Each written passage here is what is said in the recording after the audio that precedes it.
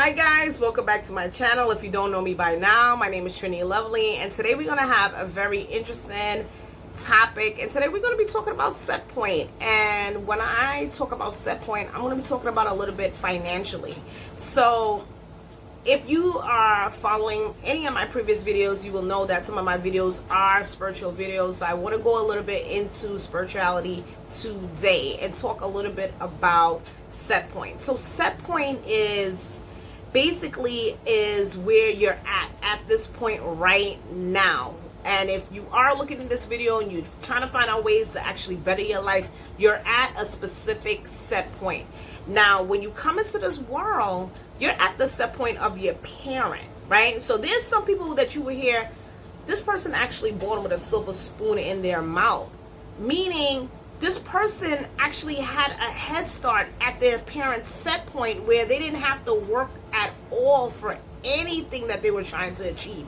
The spoon was already given to them. They didn't have to work for the spoon. They didn't have to get up and walk for the spoon. They didn't have to learn to talk for the spoon. They already had the spoon because the set point of where their parents came from, where their parents was actually at from the time they were actually, born, they actually had that start. Now, a lot of us in this world, have to work for a lot of things. So not everyone in this world have the set point where they have that silver spoon in their mouth that they can actually, they don't have to do anything. Majority of us have to work for it. And when you're trying to change a set point, you have to change a set point from actually where you're at now. So the set point doesn't get changed from when you were, you looking back and you're like, you know what, I came through poverty and I lived a life where I was struggling and we had all these experience later on, like earlier on in life, and I got experience now, but my experience now later on in life is not the same and I'm at a better place. That's because the set point changed. When you come into this realm, you're really at the set point of your parents. So if your parents did pretty well off, then you're actually gonna be pretty well off from that childhood, okay? So if you come into the world and your parents is at the level of poverty or a level of middle class or upper middle class or rich or wealthy, you're gonna actually endure the set point that they're on. So your life that pretty much is based off of the set point when your parents is actually when you're born. But when you get older, you're changing the dynamic. You're actually changing that set point as you grow up. And this is why you would hear somebody say, when I was younger, I was in poverty, I struggled, we didn't have anything, I grew up really, really poor. And you meet the person back and they're extremely rich, right? And you're like, this person is self-made. They made it. Like, they literally came out of poverty. And a lot of people will be like, I'm self-made. Yeah, a lot of people are self-made, but there's actually people who came out of poverty and literally made it. Like, they came from the projects, they came from a trailer park, they came from, there was a time some people lived in the shelters, people were homeless, and these people actually changed their set point. So there's basically, when that happens, when someone changes their set point on that level, that's an opportunity, that's a door that person got open. Right? So there's a frequency in the energy shift, right? And a lot of times people are not aware that there's an energy that we all carry, right? So if you really pay attention to your life, you may see like there's family members who do a little better than each other, but not that much. Then you'll see family members who do a little bit worse. Then you'll see financially, and then you'll see family members that is kind of like on the same level with you, not too far, not too much behind, right? And then there's sometimes you meet one family member just skyrocket and they're like on a whole different totally level of basically where you're at, how on the level of the set point, on a financial level of a set point that's even similar to yours. So it's not similar at all. It's like a big difference. And when we're speaking about set point, we got to keep in mind that not only that you're coming into this realm based off of a set point of your parents, you're also actually vibrating on an ancestral energy that your bloodline, that your family member of your bloodline is carrying. So there's a frequency and an energy, right? And this is where you may see like a family, right? Extremely poor. Grandma's poor. Aunts is poor. Uncles is poor. Sisters poor. Mama poor. Now the child is older, they're poor, and it just never changed. And everyone stayed in poverty, and they just kind of just stayed with the way their life was, just based on that frequency, that energy that's there with the family member. And it's not that there's not an energy that's sitting there with the family member like, oh, it's poverty, I'm just here with the family member. No, it's a vibration. Right? So every bloodline has a vibration. Every bloodline has a level of vibration, of frequency.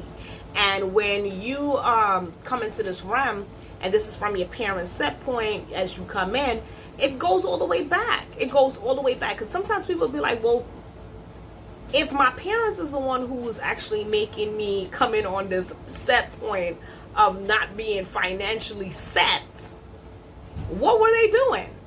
Well, what were their parents doing? And then what were their parents doing? And what were their parents doing? Right? So that's how it plays in. It's a level of frequency. There's an energy. But the good thing is this. We live in a materialized world.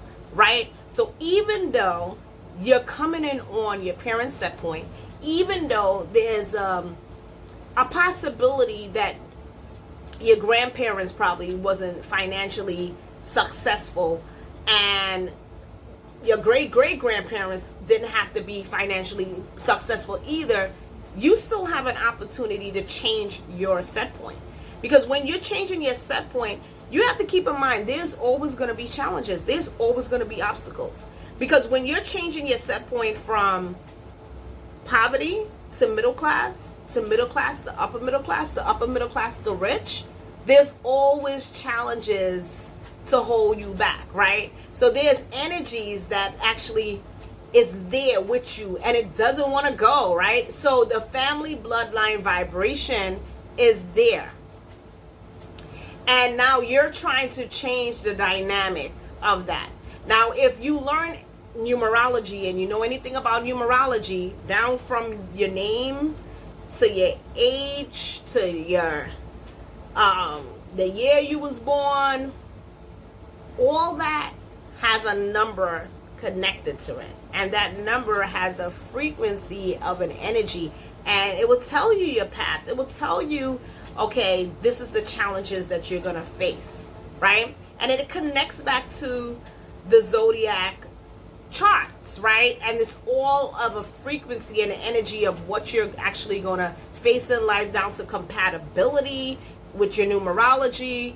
So, nowadays we don't have to do the math and calculation. We can actually type that in. We can type in our name and the numerology calculator, and you can pull that for yourself of finding about your path, finding about your compatibility, and finding out, how your life is going to be based on your numerology, right? And see some of the challenges that you're going to face. So in another video, I'll go into that and explain a little bit more about numerology. But to this video, we're going to be talking about basically about the set point. So as far as changing the set point, because you're coming through the realm with your parents' set point, and your bloodline may not be on that financial stability way, you may have to be the one to change that set point. And this is where this whole comment comes from. I want to make my life better because I want to have my kids to have a better life. And that's the perfect way to think, because what it does is actually lifts the set point up, right? So by the time your grandparents rolled in, right, if they had that same motto, right, then mama would have did pretty good. And by the time you came in, you would have been pretty good. So you can always do the same. You don't have to be like, well, I'm not doing all that, I'm here already. Yeah, but it gives your kids a better life when you're changing the set point. Now, let's talk about opportunities and doors opening. Now, everybody knows that even though you may be very extremely poor at first, and you may have seen it. You may have seen this with your own eyes. You meet somebody and they look like their life were extremely on a level of struggle, and you meet that person back in life and this person is a doctor. This person is rich, right? Or you may have met somebody and this person was struggling in their life, and then all of a sudden you see this person successful. We have people who were on food stamps, was on, I'm just giving examples, who were basically taking assistance from the government, who was in a shelter, who were in a trailer park. It doesn't stop. It doesn't mean if you come in on your parents' set point, your life is doomed and you don't have to achieve. It doesn't change. It doesn't mean that it's written in stone. That doesn't mean that. You could come in on your parents' set point and there's still going to be opportunities for you, right? There's still going to be opportunities for you, because in this realm we can manifest, right? And we can believe in ourselves so much that we can actually change the narrative, how we want life to be, right? You ever met somebody who said, I'm going to college, and that person who said, I'm about to graduate, I'm going to college, I'm about to be this, I'm about to be that, really completes it? And then there's parents who tell their kids, you better go to college.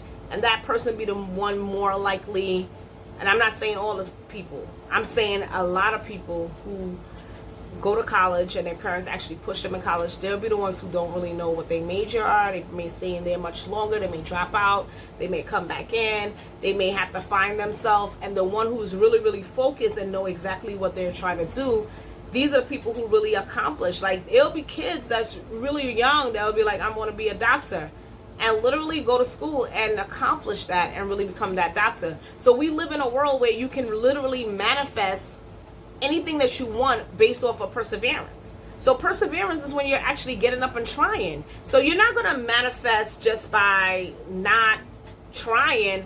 And keep in mind, manifestation has to be the strongest thought form in order for you to manifest. Manifestation does not mean that I'm writing something down, but there's no emotion behind it. It has to have emotion behind that.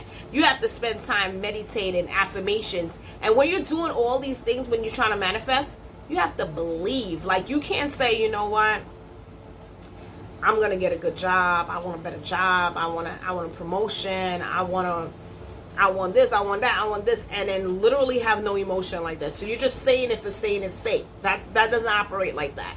When you are basically manifesting, you need to manifest with the strongest emotion.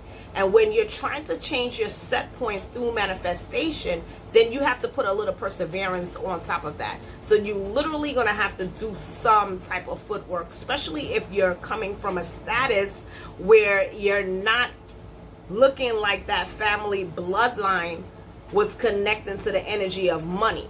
And yes, I said the energy of money, because money is an energy. It is a frequency. If you watch my previous videos, and when I spoke about Mammoth, right, and that's not the only energy of money, right? So there's energy, which is a currency, it's a frequency, right? So you have to be in line with money, right?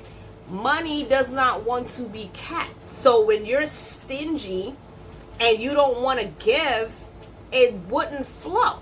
And this is where the rich do all their donations, right? They donate, they give back to the community. As rich as they are, as much as we may not like them, they'll be the ones giving up donations. And a lot of time, if you understand the way how money wants to be flow, and you give back to people, and you give, you will realize that money will keep coming into your way. So the universe, so basically I'm going to say it like this. So the universe will bless you, right? So you, whatever you give is whatever you receive. So what you put out is what you get back. And you could go into nearly anybody's religion and they'll tell you, down to Christianity, you reap what you sow, right? So whatever you put out, you're going to get back, right? You actually, you know, down to manifestation, all these things plays with, you know, just changing your thought form. So if you wanted to change your set points, there's a lot of ways you can change your set points. Changing your set point plays a major role. And it's really you actually doing it yourself and manifestation at the same time. So, how do we change our set point? if you're working at a job and it's not the right job, you may have to look at different options. Maybe you want to go back to school. Maybe you want to go to trade school. Maybe you want to go to college. Maybe you want to go to grad school. Maybe you want to go get your doctors. Maybe you want a promotion, right? So these things is the way you actually change your set point. Maybe you take some money and put it aside and sacrifice and start your business at home, right? And do some research and see what licenses you need. Give yourself a 5-year plan of how you're going to get yourself at a certain point. And when I say a 5-year plan, that doesn't mean that the business needs to start in 5 years, but you go through steps of within a 5-year plan of where you want to be in 5 years. And you say to yourself, okay, within this year, I need this license, that license, and this, that, and this. And this is how you change your set point. Keep in mind, you can't get wealthy and rich, right, off a 9 to 5. So the promotion is not going to get you rich if you're working at a 9 to 5 job where you're literally making 40K, right? That is not going to go from 40K into 250,000 or 350,000. There may be things that you may have to do. So that means you may have to climb the ladder, right? So when I say climb the ladder of you getting on that career ladder, right? And working your way up at that job. So there's always things that you can do when you're trying to change your set point. So sometimes a job may not cut it. Sometimes you actually starting your own business may be the opportunity you need to put yourself on that financial status. So when you do a 5-year plan, you can sit down and really think about, okay, maybe if you don't have good credit now, maybe within this first year I work on my credit. Maybe in the second year I work on get in some of these licenses. Keep in mind, if you LLC, then nobody can touch your personal assets, right? So there's different loopholes that you can do when you're trying to achieve something. It's all about you. It's all about your thought process. It's all about what you're trying to achieve in life. It's all about where you're going, where you want to be. It's time for you to actually literally stop what you're doing. Think about what you're trying to achieve if you want that set point to change. And this is how you change this set point. Because again, as I stated before, you're coming off the set point of your parents when you now enter the realm. So if you don't literally understand that, let me run it back down. There's an ancestral vibration. Right? So this is where sometimes, people, like, I'm just going to give an example. I'm from the Caribbean. So sometimes people be like, oh, that, like, they got a generation curse. Okay. You may not have a generation curse where somebody cursed you, but it may look like a generation curse to outsiders because they're looking at the poverty line that this whole bloodline is going through. And every time they try to succeed or achieve something, everybody's still sitting back in poverty. So there's a frequency and there's a vibration with this whole bloodline. So now your parents came in, right? And your parents now is still on that level of not being able to achieve. That does not mean you have to sit in that poverty. That does not mean that there's no opportunities for you. You can always change the dynamic and make your life, literally change. So it's not written in stone. Now, due to our numerology, it tells you basically the experiences that you may have. Due to the zodiac sign that we come under, it tells you a little bit about yourself, but it's not written in stone where you can't change circumstances here on this realm. You can always take your free will. Now, taking your free will, it comes with you actually doing a lot of perseverance and actually doing it yourself, taking the initiatives, right? So one of the things that I do like, that I see a lot of people always talking about manifestation, but keep in mind, when you're manifesting, you need to have the strongest emotion. These are emotions, right? So you got to understand, I'm going to give a perfect example of somebody manifesting their own problems, okay? There'll be somebody in a relationship. That girl may feel insecure based off of that boyfriend. That boyfriend may be a person who cheated on her in the past. Maybe he look at other women in front of her face. Maybe he never tell her that she's beautiful. She feels insecure. Boom. Okay, that's the storyline. Now, basically, that woman or girl, right? Constantly feels intimidated by other women. Now that's the thought form, right? And when she see him interact with other women, she is jealous because that thought form and that negativity in her head and those deep emotions, right, of her shadow self that's suppressing all the hurt and pain, now it's there. That energy is there. That emotion is there, right? And during a lot of times throughout her day, she spent a lot of time thinking about the negativity in her relationship. Now, if she's thinking about the negativity in the relationship, that's the strongest emotion. Because that's the emotion that's suppressed. That's the emotion that's hurtful, right? And that's the emotion because she's hurt. That's an emotion. She spent numerous times trying to get into his phone, searching, looking on social media, watching, scrolling down, looking to see who comments. As she go outside, she's looking. She want to see if he's looking at other women. Okay, a month or two later, you find out that he's cheating. Did you create that? No. Is he cheating? He doesn't have to be cheating.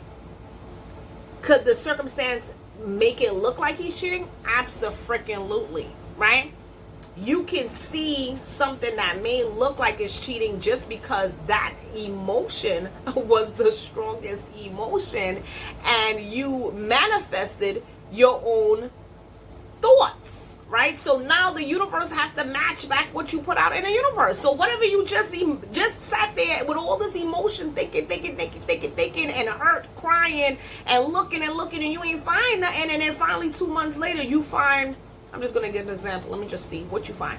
One day you coming home from work and you happen to see him. He hasn't seen a long-time friend in so many years, and he happened to see her and gave her a hug. And then you actually met him around the same time. And you swear up and down this is the person you've been sleeping with because this is your thought form. That is emotion.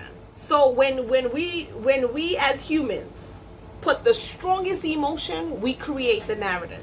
So if you put the strongest emotion on, I'm going to make it, I'm going to succeed, I'm going to have a better life, I'm going to be financially equipped, I'm going to be out of debt, I'm going to live a better life.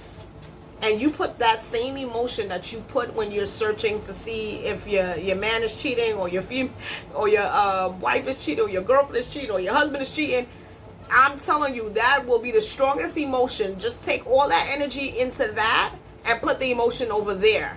And I guarantee you, if you put the emotion in the right place of the emotion, that will manifest like nobody business. And that is why if you do something competitively every single day, manifestation, meditation, writing down little journals, writing it down, believing in it, you see it actually come through, because now that's a strong emotion that you can manifest on. A lot of people would tell you manifest, but they're not telling you that main part. You can believe you're going to get something, but if you don't have that emotion on it, that set point won't change. You need to change with the set point by changing the narrative. So you have to align opportunities, doors to be open. I remember I was really young. I was 19 years old. Was I 19? No, actually I was 17. 17 I was 16 when I decided to go work because I wanted my own money and I wanted like all these expensive clothes, and my parents just wasn't going to do it for me. And I decided to go out there and get a job, right? So my second job, I went and I went to go work. Like I wanted to do like an office job because the first one was like working at, I think I worked at Burger King. And then when I got my second job, I worked at Chase, but that was actually to work I was more in a corporate setting. And not a retail, I was doing more like extracting. So, and we had like the billing department and stuff like that. So we were taking in checks. And I remember going into the agency to actually get the job. But it was a long-term job that had no end date in the agency. However, when I went in there, and I remember seeing the recruiters when they come in, like I didn't know, like, you know, their status on what they did as a job, but I liked the fact that they were interviewing. I liked the fact that the job looked really fun.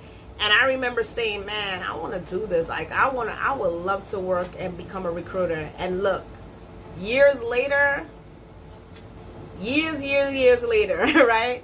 I literally, after I got my master's in HR, that was the first, was that the first HR job? No, that was the second HR job I got. I became a recruiter. So when I tell you manifestation works, and back then, I didn't think that that was even going to be my life. Like, I didn't think that was going to be my reality at all. I didn't think that that was in the charts for me at all. That was just something that I naturally used to do. Like, I used to, it was crazy because when I was younger, I loved to control my dreams. And it sounds crazy, like, how can you control your dreams?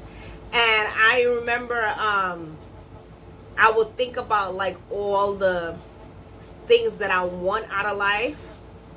And I've been doing this from like a kid.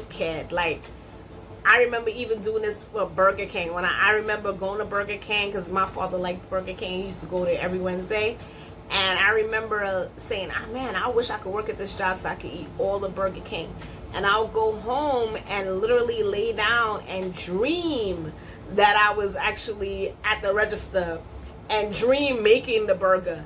And of course the dream will eventually, you know, when I now go to my bed, I'll try to create a narrative, but it's like I'm meditating on this, right? But I'm not even knowing I'm meditating. And then I'll go into the dream, and of course the narrative will change, right? But I used to do that all the time. And as I got older and I got on my spiritual journey, I'm like, whoa, like, man, I was skilled and I didn't even know I was skilled. And most of my jobs was like that. When I worked at Macy's, it was like that. My recruiting jobs was like that. My jobs early on in life was like that. I will literally, and I was always greedy, so I will literally pick jobs with like, and say just because of that food, I want that. But Burger King was definitely something that I wanted. And the recruiting, those are the two jobs. When I was a kid, I was 14 when I first wanted to work, and they told me that my parents' income wasn't low enough for me to work. Do you believe that? And I wanted to work. I'm like, what? So then by 16, I was able to get a job at Burger King. But then when I got a little older, you know, much older, I was able to manifest that recruiter job. The same thing with Chase. Like, I wanted to, after I went to Burger King and I got tired of eating all those burgers, I was like, man, this job is not going to work for me. I wanted Chase because I had a lot of family that was working in Chase, and I wanted to switch out the job. So just to show you a little example that manifestation works with based on emotion is something that you really want. So, and keep in mind, you can manifest negativity, so you have to always be careful about the strongest emotion. You have to work on that. Like, we spend a lot of time thinking very negative. A lot of time we will sit here and we will only think about the negative about people. We will have a relationship, we will only see the negative sometimes because we're very angry and hurt. But those are your strongest emotions, so be very